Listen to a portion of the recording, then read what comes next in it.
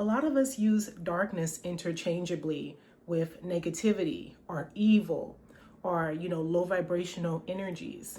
Nothing could be further from the truth. We all come from the darkness, and the darkness has so much medicine. To give examples, meditation, closing your eyes, going to sleep, that's the darkness. You see the beautiful night, that's the darkness. The womb where we all come from, that is the darkness. So the darkness is not inherently evil.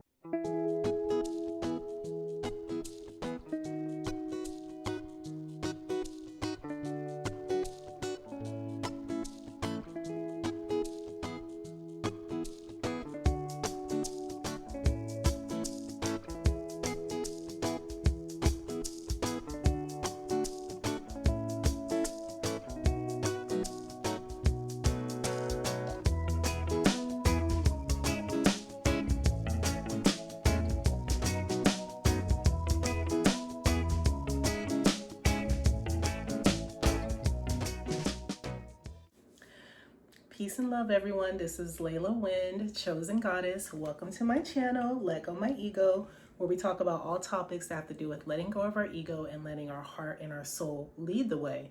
And also, our ego is supposed to be working with our heart and soul, not against it. So today I have a wonderful topic. We're going to be talking about the winter solstice that's coming up on December 21st, the 1221, 1222 portal. We just came out of the 1212 portal, which is another beautiful catalyst to get out of our comfort zones, to access our oversoul, to become more of our higher selves. And I want to talk about how we can utilize this winter solstice portal in order to really harness the light.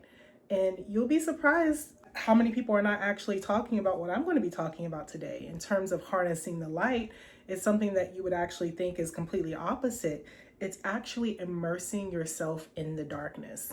So because we are in winter, it's really important that we understand to work with the cycles, to work with the seasons. Because we are in winter, before the winter solstice, that's when the daytime is shorter and the nighttime seems to be longer. And then when we come on the winter solstice, that is actually the shortest amount of day, and that is the longest period of night. And so that's going to catapult us into the new year, which is the collective new year. Even though the new year technically is in spring, that's a story for another time. We are going to catalyze ourselves and have this winter solstice catapult us into this new year so we can truly harness our light by immersing ourselves in the darkness. And so I have notes. Of course, I have my little phone here. I have to have notes because there's so much to talk about. So I'm going to have 11 tips today how we can utilize this winter solstice by immersing ourselves in the darkness to really harness our light. It is so, so important. And so I want to get one thing very clear, because I know some of you may be saying this. A lot of us use darkness interchangeably with negativity or evil or, low vibrational energies. Nothing could be further from the truth. We all come from the darkness, and the darkness has so much medicine. To give examples, meditation, closing your eyes, going to sleep, that's the darkness. You see the beautiful night, that's the darkness. The womb where we all come from, that is the darkness. So the darkness is not inherently evil.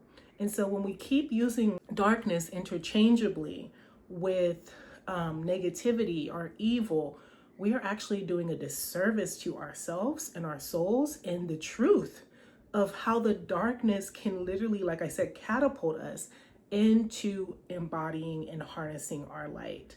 So that's what we're going to talk about today. So I have some notes. And again, before we get into the 11 tips on how to utilize and to immerse yourself into darkness in order to harness the light, I'm going to talk more about the darkness, just to kind of give you a little background. So like I said, I have notes, so bear with me. I'm not doing things in a conventional way. I'm not one of those type of people that have to pretend to memorize everything. I don't memorize everything, but I'm very thorough and I like to be very complete. And so because of that, I have notes so that way I can touch all the points that I want to talk about. The solstice symbolizes the return of light. So again, a lot of times when we're thinking about the return of light, We're very festive, and there's nothing wrong with that. All of that's beautiful and all of that's necessary. And I think all of that actually does catapult you fully into the light. But to me, there's something even more powerful, like I said, which is immersing yourself in the darkness, because the darkness is the most transformative energies to me. It is where we give birth to what we want to create. And what do we do on during New Year's? You know, we're approaching the collective New Year's. A lot of times we're thinking about what we want to experience, what we want to create, what we want to feel, what we want to do, right? All the new things, the new beginnings. So if we want to give birth to that, we should be going into the darkness. All right. And again, the darkness is not evil. I want to really emphasize that.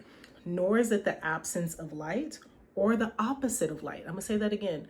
Darkness is not evil, nor is it the absence of light or the opposite of light. And let me tell you why. Darkness is where light comes from. Darkness is where light gestates. Gestating means where it's growing, just like a baby in a womb when it's in its gestational period. So when we're looking at the light, it can only be found in the darkness. You cannot have light without darkness. It's impossible. I don't make the rules, right? Talk to source, talk to the divine. I don't make the rules. And you cannot, so like I said, you cannot have light without darkness. So super powerful. And I also want to say the word alchemy. When we think of alchemy, especially those of us in the spiritual community, we use that word a lot. Alchemy comes from the word chem, alchem, which is short for Kemetic, which means the black land, the blackness, the womb, the darkness.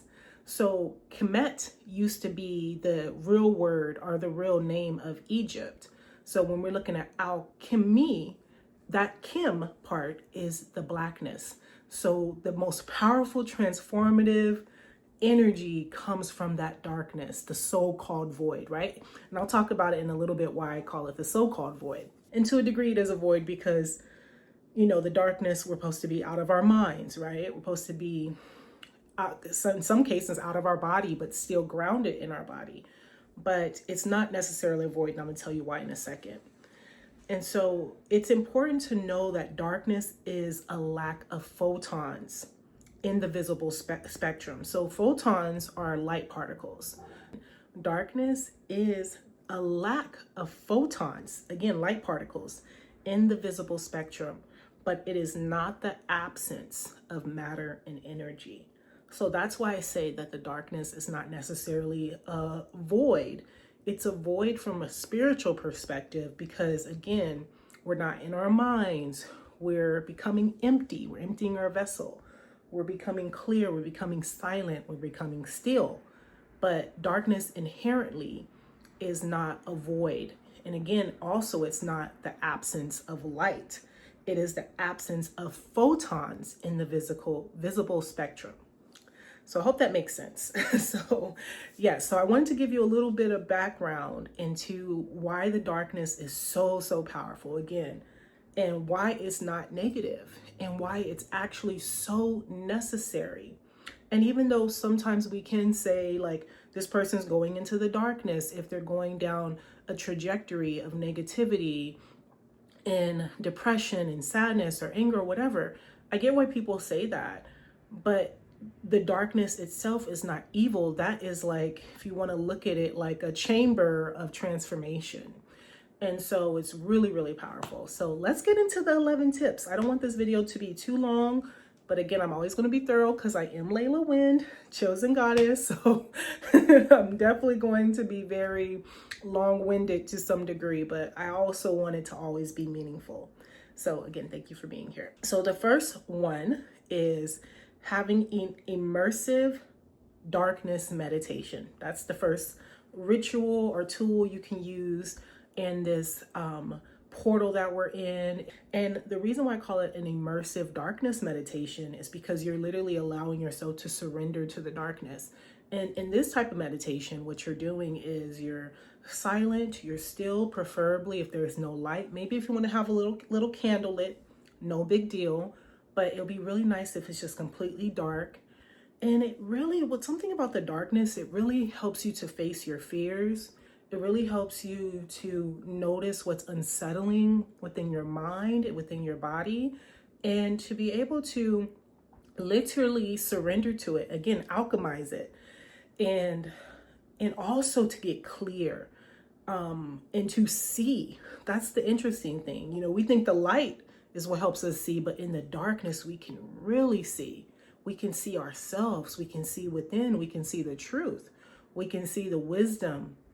And so if we can take at least 10 minutes a day, 10 minutes, me personally, I'm ready to do an hour darkness meditation. That's what I want to be going into, 30 minutes to an hour of darkness meditation every day for the rest of the year, because I know the power of stillness and the darkness. And also it highlights where our mind is just running amok, and to find that stillness and just be, right? Like, we do not know as a collective how to just be and how to just beyond trust, to know. And I know trust is like a stepping stone into knowing, but to just know that we are safe and we are protected and we are guided, you know. And that's what the beauty of the darkness is, to actually see for once, right? And the darkness is to actually get clear. So that's really, really powerful. So just focusing on your breath and becoming empty. And like I said earlier, entering the so-called void. And again, it's not really the void, because again, out of the darkness comes light. And there's still energy in darkness, and there's still matter in darkness. A lot of times we're just not aware of it, but the more that we immerse ourselves into it, then we can actually see it. The void is, again, void of ego, void of mind, void of, you know, our projections, our stories, our narratives, all of that. That's the void. But the darkness itself is where everything comes from. It's everything in it, and it's nothing. So it's really powerful. So the second one is do some type of womb healing or womb work. If you're a man, you have an etheric womb. And so that's focusing on the sacral chakra. The sacral controls your emotional state. It controls your creativity. Again, it's your birthing center. Men, you give birth to dreams. You give birth to your visions. You give birth, and so do women. We all do. It's not just giving birth to a baby. It's giving birth to reality. It's giving birth to our experience. It's giving birth to how we want to feel. So your energetic sacral chakra, your womb, and also your emotional balance. You want to see how you can become more emotionally balanced. And something that came to me was like how our womb, you know, is really associated with the element of water. It'll be really nice to do like some type of water ritual to cleanse your womb, and speaking codes into the water and drinking it and seeing it flushing out and clearing and cleansing your womb. Women, you can do yoni steams. Men, you can do womb meditations, etheric womb meditations, sacral chakra meditations. So there's so many ways you can work with the womb, but those are the ones that are coming up the most for me. And of course, clearing, cleansing, watching what you eat, gut cleansing as well. The gut bacterial microbiome, making sure that's intact. So yeah, there's many, many ways to work with your womb if you're a woman, and your etheric womb if you're a man. So please, please, please go into the darkness of the womb and cleanse it and purify it and connect with it and hear its wisdom. So, so powerful. The next one is, a third one is a lucid dreaming practice. So when you're asleep, take control of your dreams. And then when I say take control of your dreams, in a way, yeah, you are in control, but it's like more of an awareness, so to speak. And so I have some tips on how you can lucid dream if you've never done it before. For one, while you're awake, you can do lucid dreaming, so to speak, while you're awake, because when we're awake could be a dream, right? This could be a dream while we're awake.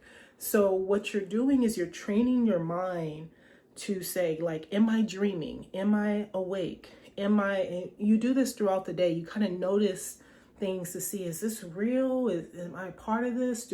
Am I controlling, or not even so much, again, controlling? Am I aware of my consciousness? what state of consciousness am I in? Am I present? And so like noticing yourself and your awareness throughout the day is a form of lucid awake state. Because a lot of times it's funny because we could be in a sleep state while we're awake because we're not really aware. We're not really seeing ourselves. We're not really seeing beyond what we're seeing. We're not really present, right? So it's really important that we practice throughout the day, like say, am I dreaming? Am I here? Am I present? Am I conscious? Like seeing without it's not about overthinking anything. It's just about, again, self-awareness. So like pay attention to that. That's number one.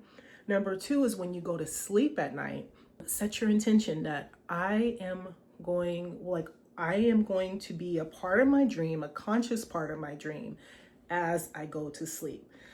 Yes, so tonight I realize that I am dreaming. Tonight I realize that I am a part of the dream. Tonight I realize that I have dominion and I have awareness in my dream.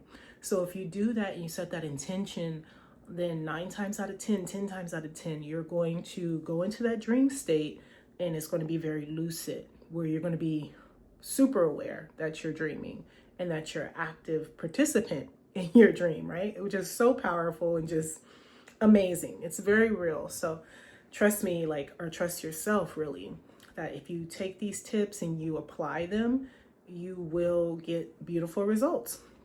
Third is have a dream journal. So when you're waking up out of your dream state, you want to immediately write down your dreams. And the whole purpose of this is to get the messages, decode the dreams, to also connect the dots of how this dream correlates with your life and this dream, right? The awake dream, so to speak. But maybe it's not really the awake dream. I don't know. But those that know what I'm saying. But if you don't know, it's okay. While you're awake, and you'll be able to really process and integrate the wisdom, the knowledge, the guidance of the dream. You'll be able to be more aware of yourself and what needs to shift. And so it's really, really important that we write down our dreams, to have that dream recall, right? And it also helps our memory. And a lot of times when we can't remember our dreams, it's because we have blockages some way, somehow.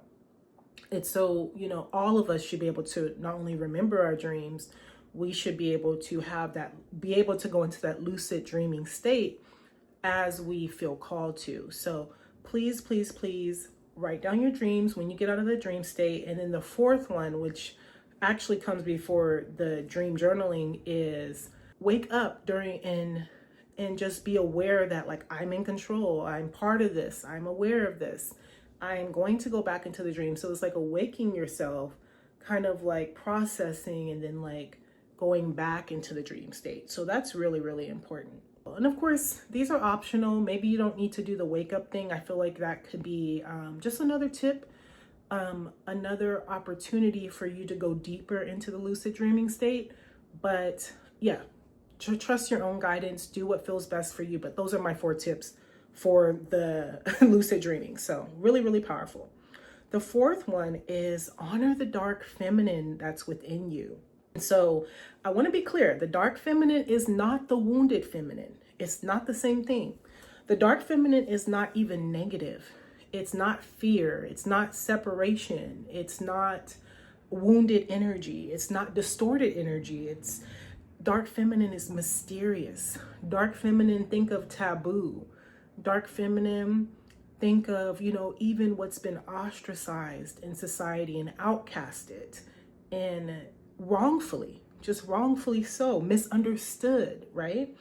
And so, the dark energy, the dark feminine energy, she's actually very high vibrational. She's very high loving. And again, I'm saying dark feminine, but this lies within men and women, especially I would say women, because, women are supposed to be the embodiment of the feminine.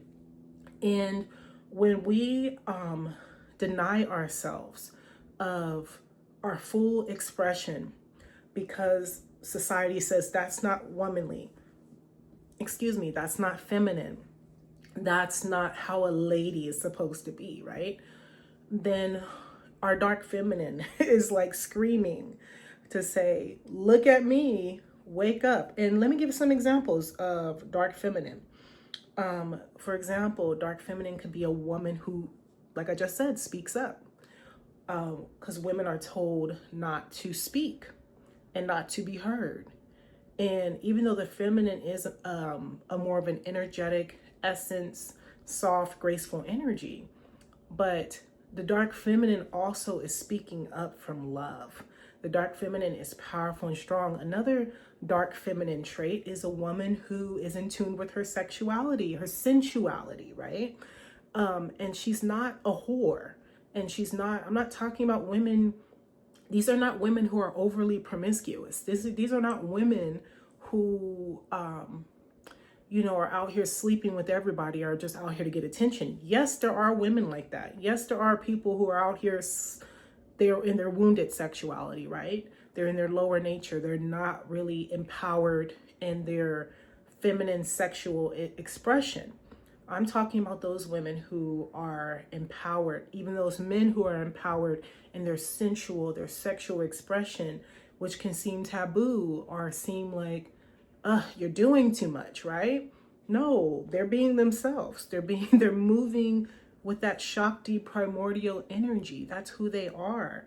So those are examples for example, of the wounded feminine energy. There's a plethora of a myriad of examples, but those are two that really come to mind in terms of like how women speak, right? Women are not allowed to, well, they are allowed to, but a lot of times we don't feel safe to truly speak our truth and to say it with power and to say it with conviction. And a lot of times to be sensual and sexual. And again, I'm using women because it does affect the women the most. And we just have to be honest about that, because even down to menstrual cycles, I think it's like so crazy that people think that like women on their menses is somehow some type of nasty thing, or like you see those commercials where a man or a woman is scared to buy pads. It's just so weird, right? Because it's part of like our releasing. It's part of our shedding. So those are examples of the wounded feminine. Like I said, there's many more examples, but those are ones that come to mind. But embrace your dark feminine. And if there's something that I'm mentioning, because again, I'm trying to keep this video under 35-40 minutes, but again, I'm going with the flow. It is what it is. If there's something I'm mentioning you don't know much about, just do your research. So you can ask ChatGPT is a good tool, or Google, or whatever, or ask your soul or higher self. Just self-reflect. What is the dark feminine? And then you'll be able to pinpoint ways that your dark feminine is wanting to be expressed. So it's really, really powerful. And again, the dark feminine is not the same as the wounded feminine. And it's in everybody, especially women. It's like waiting to like burst out and express yourself. So definitely look into that. The next one is, this is a good one. Have certainty with the unknown. Yes, yes, and yes, and yes. So the unknown in a way is like the darkness, because you don't see the light at the end of the tunnel. You don't know what's going to happen, but there's so much beauty in that enigma.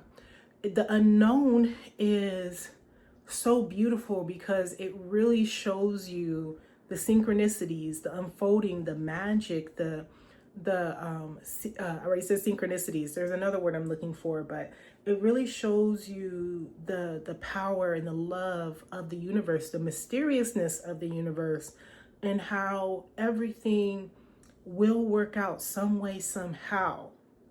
And so to give you some tips on how to have certainty with the unknown, it doesn't mean that having certainty with the unknown doesn't mean that you know exactly what's going to happen. It just means that I trust and I know that all is working out for the highest and greatest good of all, including myself, including you, especially if you're a good person and you're doing everything you can in your power to be the best, the most loving, the most kind person on this planet, right? Again, not a competition of who's the best and the most kindest. I'm talking about to be the best you, right?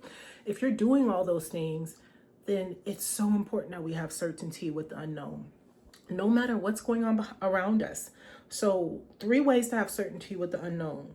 recognize that no details or specifics are needed if they are not possible, meaning like for some reason, like let's give an example really quick. If you are expecting an important call, but you don't know when that call is going to happen, or let's say you've been trying to reach out to these people, but they are not calling you back for whatever reason, instead of like obsessing over that, trust, do what you can, and what you can't control, you have no choice but to release it. I mean, you have a choice to hold on to it, but you're just going to create more suffering, and you're just going to create more pain and more heartache and more irritation for yourself, right? So if there's something that's out of your control, there's no need to like need the details or the specifics of that if it's not possible or even necessary. Learn to trust and remember to do what you can, but if there's things that are out of your control, you have no choice but to just be like, you know what, it is what it is. You know, I'm just gonna have to wait out and see what happens, and then move accordingly as it happens. So that's one step. Number two is to become present with life. This is a beautiful way to become certain of the unknown. And what I love about becoming present with life, you literally become a walking, living, breathing meditation. You become it's meditation without needing to close your eyes. You can be in life and be in a meditative, receptive, alluring, magnetizing state to magnetize all the love, all the good, all the beauty, all the bounty to you. And then the next one, the last one, to help you be, and I'm sure this isn't the last one I'm sure you guys can think of other things in terms of being certain with the unknown, but the next one that I'm thinking about that's really good is you can only control, it's kind of like tied into the first one. You can only control your internal state. You cannot control anything that's going on outside of you. You can only control your thoughts, your actions, and your emotions. A lot of us don't realize that we have control over our emotional state. And so just be aware of yourself. So again, certainty with the unknown. And I also encourage you to go back to this video and to re-listen. I know, and take notes if you want, or even just pay attention to things that you don't have to memorize all of this, that I'm saying. This is not about memorizing all of this. This is not about doing everything that I'm saying. This is simply about giving you tools to help you immerse yourself in the darkness and to give you ideas on how to work with the darkness so that you can anchor in the light. So that way you can become a beautiful, beautiful love and light being. So really, really powerful is to have certainty with the unknown. Just trust. And more importantly than trust, know. All right. Next one, night rituals. Night rituals, so powerful. So stargazing is one of them. Stargazing is wonderful. Working with the power and the energy of night. You can moon gaze, you can stargaze, you can take night walks, working with those energies of night. And what I love about stargazing, I really feel like it expands your consciousness. I feel like it helps to connect you with other galactic beings and other galactic intelligences. And like I said, the awareness that you get from stargazing and the clarity, and it also helps to balance out your circadian rhythms, which is really, really powerful as well too. Your circadian rhythms helps you be in tune and in sync with the sun, the moon, the planets, night and day, the seasons. Helps with our sleep rhythms, our sleep patterns. So we're not having insomnia or anything of the sort, where we can get up early and we can get to bed at a decent hour. So yeah, night rituals and working with the energy of night is really, really powerful. But I really love stargazing, and I love to, I don't take night walks, but I am probably going to eventually start taking them, but use discernment. It depends on the area that you're in. You want to be safe. Don't take night walks if you are in a sketchy area. Don't do that. But again, you can just work with the power of night, or even simply just when it's nighttime, just do a meditation.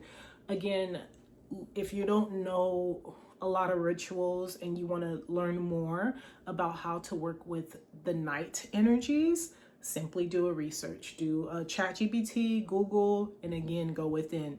If you can trust yourself enough for your oversoul to give you guidance on how to work with the night and how to use the night to, again, immerse yourself in darkness.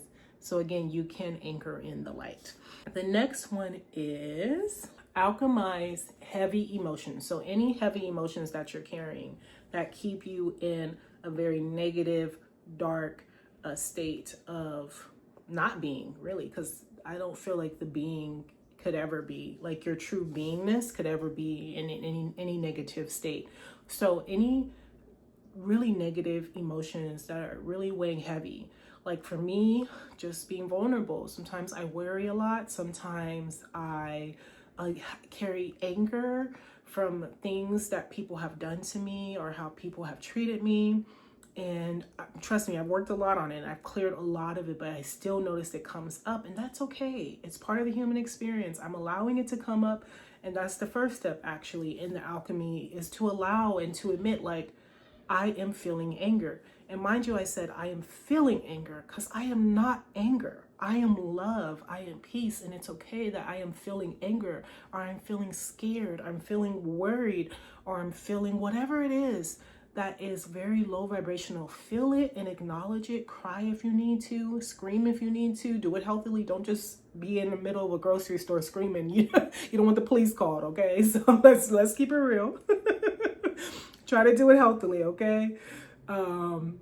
Yeah, you're gonna be safe regardless, but yeah, do it in a way where you're not projecting these negative energies or affecting others in a very negative way. Do it in a way where you can at least feel it.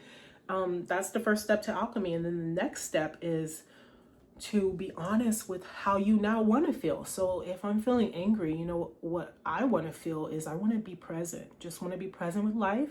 I just want to be happy, right? I just want to be present. I have so many great things going on in my life, and I'm sure you do too. But a lot of times when we let that anger or sadness or whatever it is consume us, we forget like all the other beautiful things that are going wonderful in our life and all the other blessings that we have.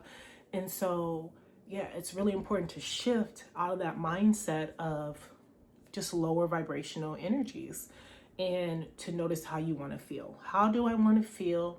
And start tapping into that. And I would also say do some type of release ritual. It can be as simple as a meditation. It can be a fire ritual. It could be a water ritual. It could be an earth ritual. Anything that's releasing what you no longer want to carry. And then also do a receive ritual. Again, what do you want to replace this lower vibrational energy with? And for me, it's always going to be happiness. It's always going to be peace. It's always going to be presence. It's always going to be the higher connection to the divine. That's who we really are anyway, right?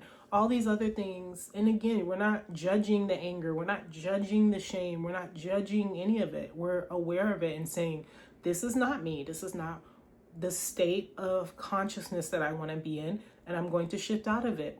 And it's really powerful. So yeah, start alchemizing those denser emotions. So powerful. And then the next one is, this is a good one.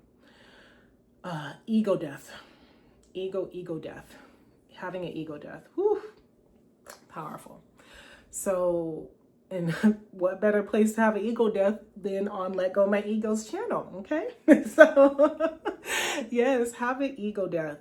And it's one thing for me to say have an ego death, but what does that even mean? I know a lot of you are probably like, okay, where do I even start to have an ego death, Because a lot of us are so, our identities, our attachments are so strong, has such a strong hold on us when it comes to where we think we are our wounded ego. And we're absolutely not. Or we think our ego is some type of savior of us. Or we think our ego is us. And again, nothing could be further from the truth. And so to have an ego death is, for one, to have a radical acceptance of everything. Everything. The good, the bad, the ugly, the beautiful, the mundane, the fundane, all of the above. Have a radical acceptance of everything. And I want to be clear, because I know somebody's going to say this. I can't accept abuse. I can't accept that. That's not what I'm saying when I say radical acceptance. What I'm saying is it is what it is energy. It is what it is. And the radical acceptance also is radically accepting that I can change this. I can change this. I don't have to accept abuse. But if I've been abused, okay, I've been abused. It hurts. Cry, scream, express, get help, etc., etc. It is what it is. So means radical acceptance also means like if you didn't do your best, or if you did do your best, like accepting it all. If you showed up short, if you whatever it is, right? Whatever it is, that is the first way to have an ego death. Is like, it is what it is. It absolutely is what it is. There's nothing that I can do to change the past, but be in my present moment and to change my future. The only way to change the future and even to alchemize the past is to be in the present. So that's the first step, is to just say, have radical acceptance of everything. And the next one is having a so what mentality. And let me tell you what this means. It does not mean being careless. Again, I want to be always very crystal clear. It does not mean being careless. It does not mean not caring what other people think. It does not mean not caring about anything in life. So what means like, so what this person flipped me off. So what this person does not want to talk to me ever again. So, and again, mind you, it's not being careless, because maybe if somebody doesn't want to talk to us ever again, maybe we need to look at self. It just depends on the situation. Some people it's just like goodbye. Then some people it's like, okay, let me be aware of self. You know, every situation is different. So again, tune in, but it's still so what? So what? Because this does not define me. So what? I effed up. So what? I did it. I effed up. Or I didn't F up. I did great. So the freak what? So the freak what if I have 100 million likes or 1 like? So the freak what? You see the power in that? It doesn't matter if you like me. Doesn't matter if you don't like me. All that matters is I love and I like myself. It does not matter what happens that's out of my control. So what? And again, I'm not saying not to care. I want y'all to be clear. What I'm saying is that when you adopt the so what mentality, you now empower yourself. You now say that I have dominion over self. So what? No matter what happens, so what? We're going to get through this. So what? So what? I'm angry right now. So what? I'm crying my eyes out. So what? I'm depressed right now. I'm going to move through it. I'm a powerful being. So what? I'm happy. I'm happy. So what? I'm celebrating. So what? So what? None of it matters. You see what I'm saying? Like, none of it freaking matters, but it does matter. That's the paradox of it all. It does matter, and it also doesn't matter. So what? All that matters is that you remember who you are, and that you are a being of love. You are a being of light. You are a being of kindness, and you do have the ability to make a change for the better. So what? So these are ways to have a radical ego death. So what? They loved me. Wonderful. So what? They didn't love me. That's beautiful too. So what? And I'm using people that's a big, powerful example of why people don't shine their brilliant, beautiful light. Is because they don't have that ego death to say, you know what? So what? So what? I didn't show up for 2 months. So what? I can show up today. So what? So what? I got caught in a lie. So what? I got caught doing this. I got caught doing that. So what? Again, we're not saying we don't care about it, but we're saying it is what it is. Again, it's going back to that is what it is. That is such an empowering state to be in, because it means that no matter what happens, I still have the authority in my life. I am a sovereign being of love and light, and I'm going to make a beautiful life for myself, no matter what I'm going through. I lose it all. So what? I gain it all. So what? So what? It doesn't matter. I choose. Isn't that powerful? You get to choose. And that's why I called myself Chosen Goddess years ago. It's not an egoic chosen. No, it's because I get to choose. I get to choose how I want to feel. I get to choose who I want to be in any given moment. So super powerful. So that ego death, those are just practical ways to have a beautiful ego death, is to shift your perspective. And so the 10th one is, this is a good one. Create a blackout in your life. What does that mean? Create a blackout. Black out any thought, black out any place, black out any distraction, black out anything that keeps you from being healthy in mind, body, spirit, emotional state. Black out radically. But it's your choice. Again, it's all up to you. I can say all this, but these are just powerful ways to use this winter solstice energy in the power of darkness to catapult us into the light. You see how amazing this stuff is? When you have a blackout, you say, I'm a blackout any overthinking that creates fear, that creates stories, that creates negativity, that creates something that's not even there. I'm going to black out obsessing and worrying about how this person treated me. I'm going to black it out because guess what? They're suffering. They're not happy. They don't understand.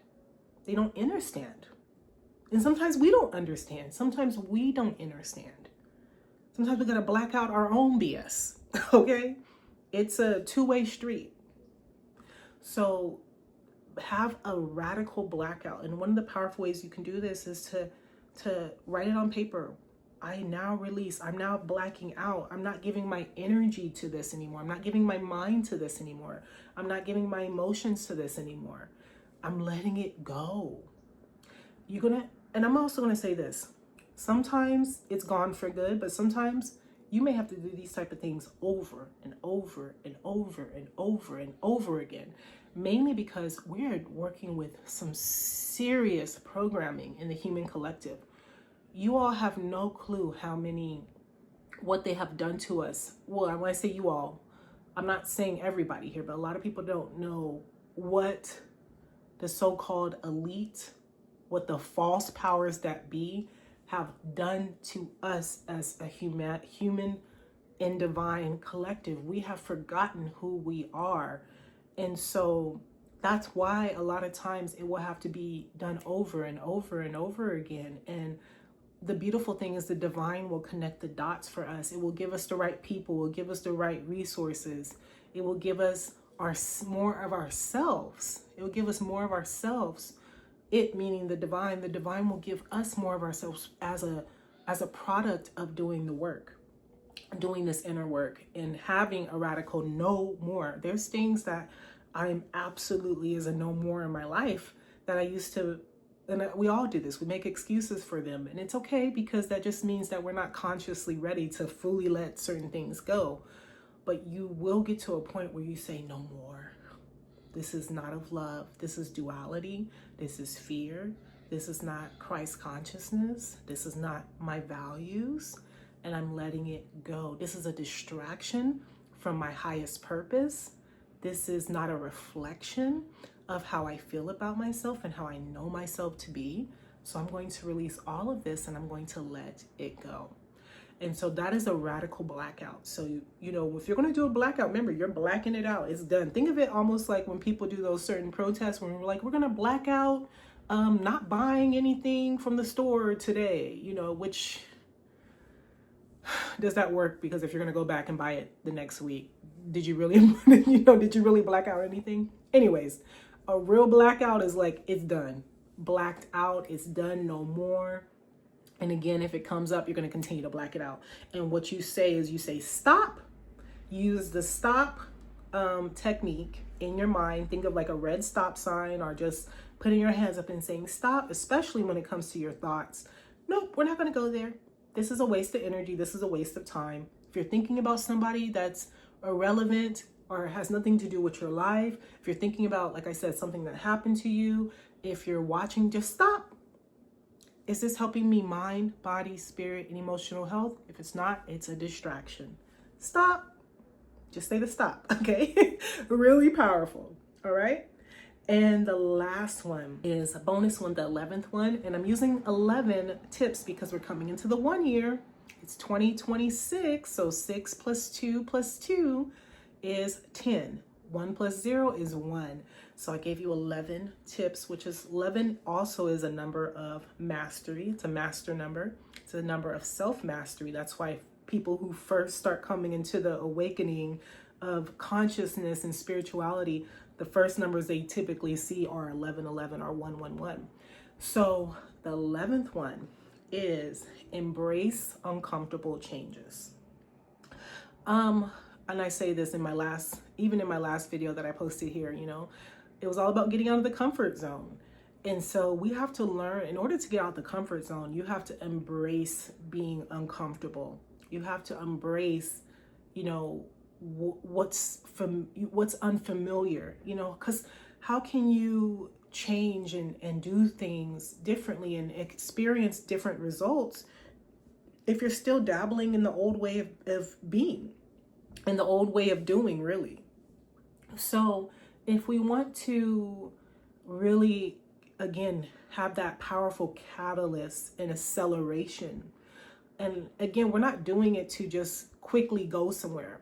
I mean, Spirit's been very clear with me, like, radical things can absolutely happen, like radical changes, but there's, you know, what it happens is through the process of one step at a time, through slow changes. The uncomfortable, embracing the uncomfortable changes does not have to always feel like, you know, like my whole life is upside down in one day. A lot of times the power is in the gradual shifts. It's just embracing, like, this relationship no longer serves me. This way of thinking no longer serves me. This job no longer serves me. This way I used to do my hair no longer serves me, or whatever. It can literally be something like that, right? It could be anything. What if it doesn't serve you anymore? Embrace the change, embrace it. So yeah, super powerful. Just learning to embrace changes, like let go of that resistance to change, let go of, you know, again, it's that's part of the ego death too, because the ego can be so tied into what's familiar. It can be so tied and like have a strong grip on, like, you know what, this is what we're used to, this is how we're going to play it safe, but you're not playing safe. It's actually going to lead you that's the illusion. It's going to lead you into suffering, because it's not your highest and greatest good. It's not your highest and greatest self. And as human beings, we're meant to evolve. If we're not evolving and we're still doing the same things, then, like, what are we doing? You know, we're wasting time. We're not being true to ourselves, etc., etc. So please embrace uncomfortable changes. So I want to end it there. These are all 11 ways you can immerse yourself in the darkness to discover your light, to anchor in your light for this upcoming new year, for this winter solstice. And again, the new year really is in the spring, but again, we're gonna just give credence to the fact that we all have collectively, you know, shifted or decided that this is going to be the new year, January 1st, 2026. It is what it is. Again, I don't make the rules. I'm just here to play the game and to remember that I am the game and I am the player. So thank you. Thank you so much for being here. Again, my name is Layla Wind, Chosen Goddess. Please rewatch this video if you found it helpful. Please like, please share, please comment, please give love, even energetic love, if this video resonates with you. And I hope you know now that the darkness is truly the light. The darkness is the light. That's why in a podcast we did with the Golden Age Goddess podcast, check that out. That will also be in the description notes as well. We did a video or a podcast on shadow work is light work, because we need to realize, like, we have to go deep within and we have to go in the darkness. You know, there's so much spiritual bypassing going on where we're skipping steps and we're pretending to be love and light and positivity and all this madness, when we're not really looking at self and we're not really sitting with self in the darkness and embracing it so that way we can truly be in the light. And it is a consistent practice. So embrace your darkness, especially embrace your dark feminine, and recognize that you are love, you are light, and all is wonderful. And if you're going through seasonal depression, immerse yourself in that. Do the shadow work as well. And that's actually something that I forgot to mention, is that the shadow work, I forgot to mention this one, embrace the dark night of the soul. That's the actual one I missed. I'm glad I'm talking about it now. Embrace the dark night of the soul and do the shadow work. So if you're feeling the sadness, the depression, all of that, embrace it. Embrace it. Go deeper into it. Discover it. Find out what it has to say to you. Spend time alone. Spend time with trusted people if you have them in your life. And if you don't, guess what? You have your angels, your guides, you have the divine, you have me, you have this channel, and you have many more other channels like it. So yes, do the shadow work, embrace the darkness, and have as many dark night of the souls as you want, as you need to, I should say, and have that perspective shift that none of this defines me. At my core, no matter what I'm going through, no matter what happens, I am love, and I can always choose to go back to that. So thank you all again. I know, so much for 30 minutes. It is what it is. But again, Layla Wind here, Chosen Goddess. Please like, share, and subscribe. And if you have any comments, questions, concerns, whatever, please leave them here in the description or email me at the contacts that are in the description as well. And I'm sending you all so much love and light. And enjoy your winter solstice. Enjoy your holiday, holy day season. And yeah, I'm here for you. We're in this together. Peace and love. Bye.